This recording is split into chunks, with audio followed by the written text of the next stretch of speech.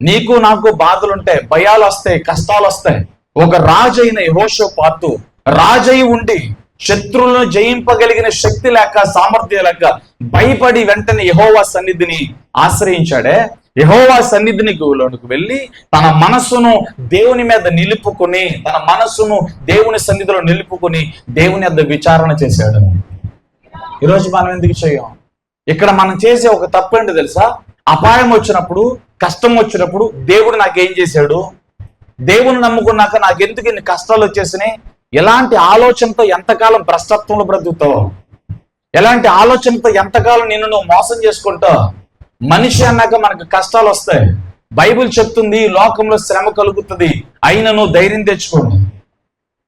లోకంలో శ్రమలు కలుగుతాయి, లోకంలో కష్టాలు వస్తాయి, లోకంలో ప్రతికూలతలు మన మీదకి వస్తాయి.